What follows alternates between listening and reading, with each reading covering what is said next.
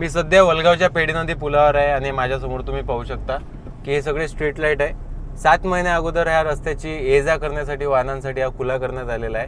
मात्र अद्यापही हे लाईट सुरू केले गेलेले नाहीत.